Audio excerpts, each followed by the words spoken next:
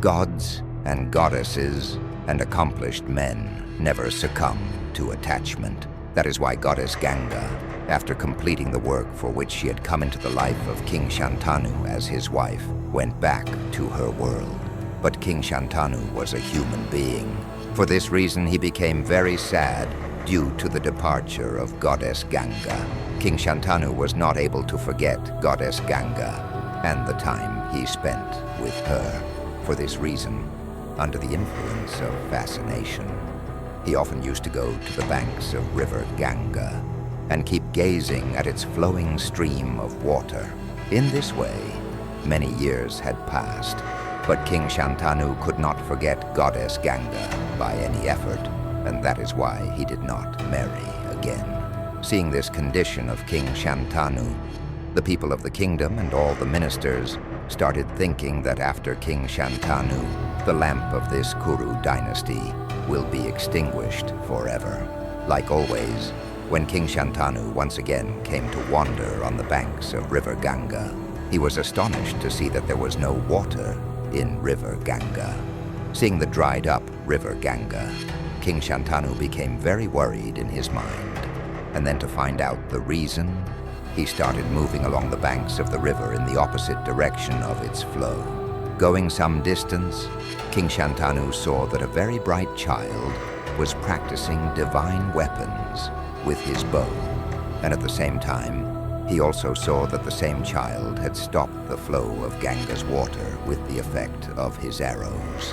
King Shantanu was very surprised to see such bravery of a child.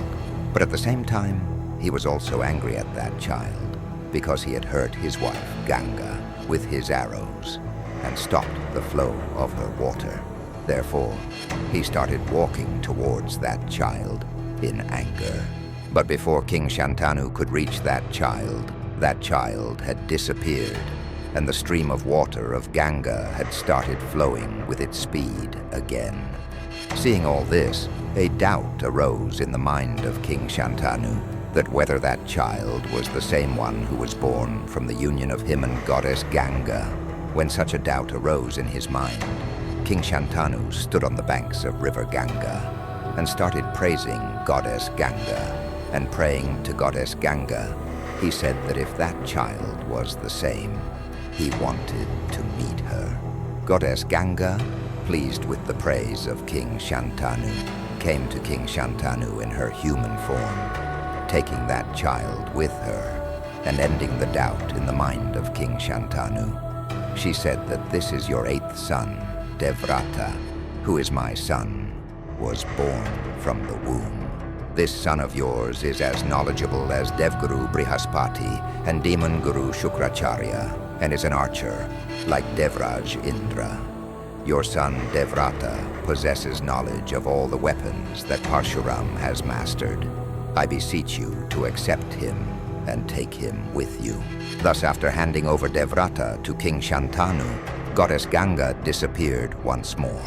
King Shantanu was overjoyed to find his son and took him to Hastinapur. In this way, with the arrival of Devrat, the people and ministers of Hastinapur kingdom became very happy.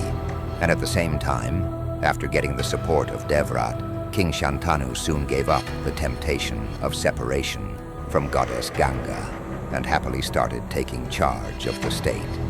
After a year, King Shantanu made his son Devrata his crown prince.